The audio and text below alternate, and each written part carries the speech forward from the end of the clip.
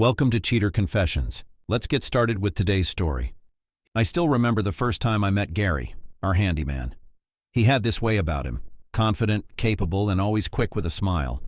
We'd hired him to fix a broken fence in our backyard. At the time, I thought hiring him was one of the best decisions we'd made. I liked how he handled things, always professional and reliable. Little did I know, he was fixing more than just our home. My wife Jenny was the one who found him. She stumbled upon his ad online, promising expert repairs at reasonable rates. She was always good at finding deals, so I trusted her judgment. "Matthew," she'd said one morning over breakfast, her eyes twinkling, "I found this handyman Gary. His reviews are excellent. We should hire him for all the little repairs we've been putting off." "Sounds good," I replied, sipping my coffee. "It'll be nice to get everything fixed up." Gary started showing up regularly, first for the fence, then for various other repairs around the house. Each time, Jenny would be home to let him in, chat with him, maybe offer him a coffee. I didn't think much of it. She was just being friendly, right? Days turned into weeks, and soon, Gary was a regular presence in our home. At first it was just the fence, but then it was the leaky faucets, the creaky doors, the drafty windows. Every time one job was finished, Jenny would find something else for him to work on. "Matthew, the bathroom tiles are starting to look old. Maybe Gary can redo them," she'd suggest one evening. "Sure," I'd agree, happy that things were being taken care of. It seemed like there was always something needing attention, and Gary was the go-to guy for every task. Whenever I came back from work, Jenny would fill me in on the repairs Gary had done that day. "Gary fixed the basement shelves today," she'd say. "They're sturdier than ever." "Great," I'd reply, happy that things were getting done. One evening I got home early from work, a rare occurrence. As I pulled into the driveway, I noticed Gary's van parked outside. Nothing unusual about that, but something felt off. The house was quiet, but I could hear faint laughter as I approached the front door. Jenny's laugh and Gary's deeper one coming from the living room.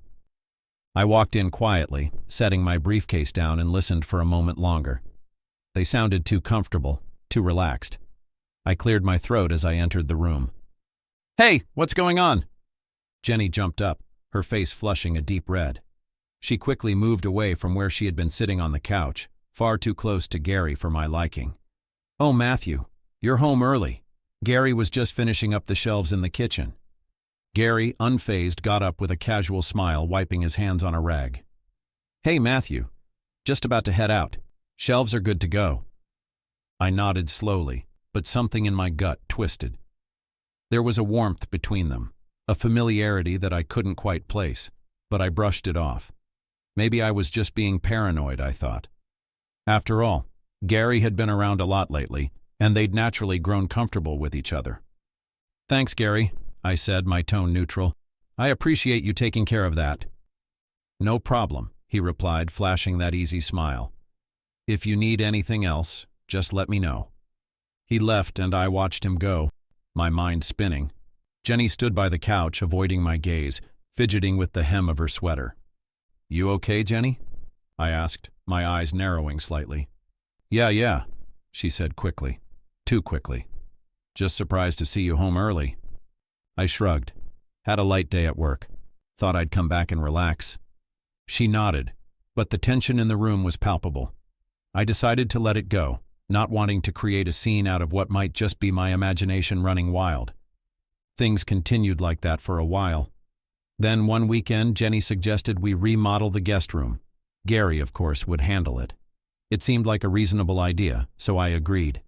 But then the invoices started piling up. New tiles, fancy fixtures, expensive paint. I wondered why a simple guest room needed such lavish upgrades.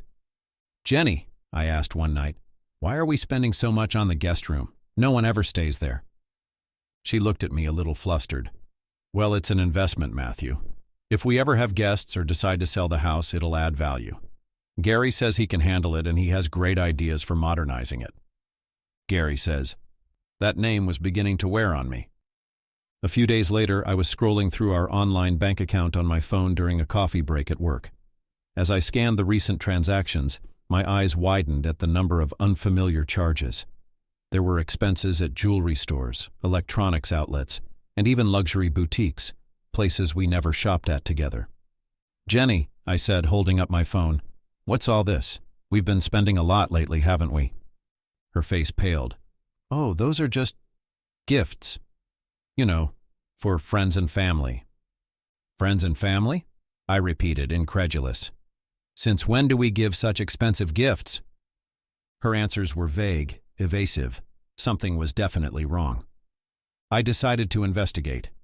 While Jenny was out running errands one afternoon, I took my chance.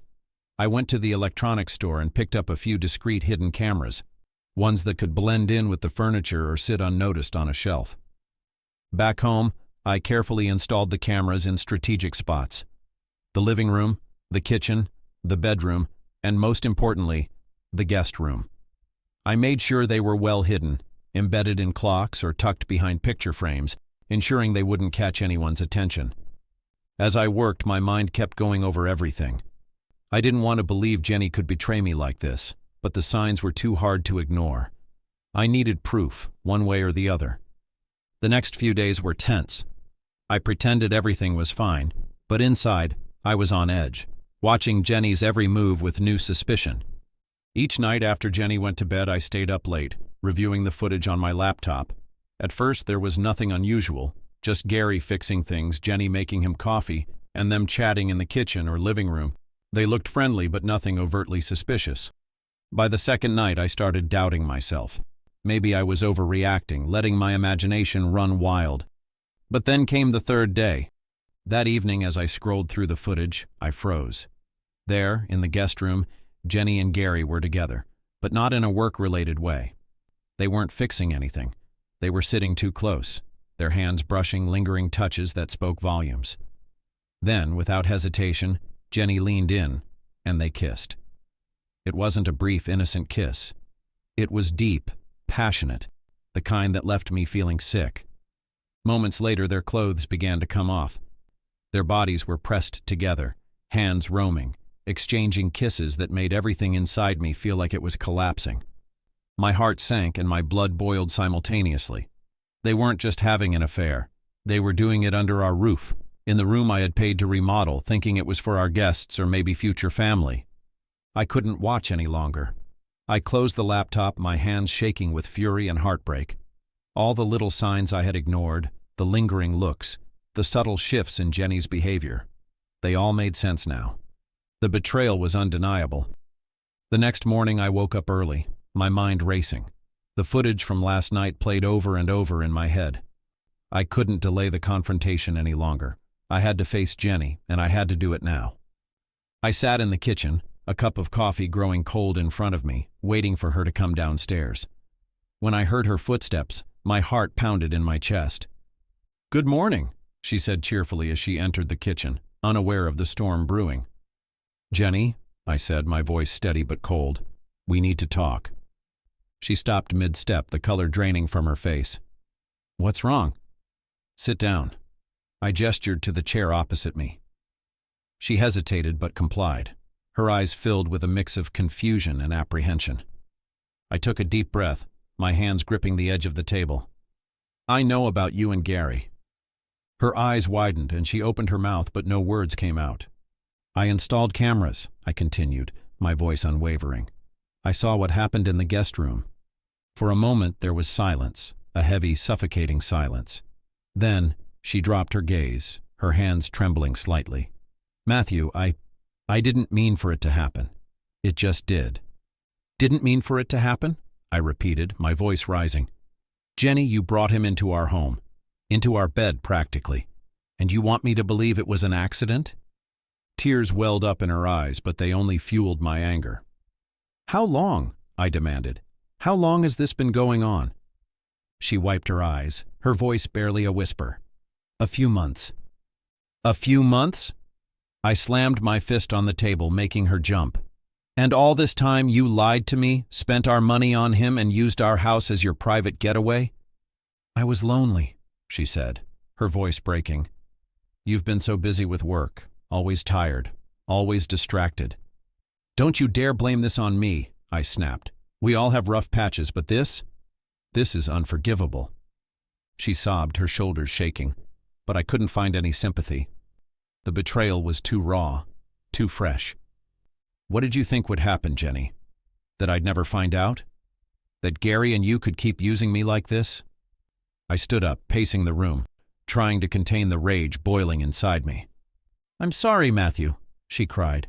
I know I've ruined everything. Damn right you have, I said, my voice cold and final.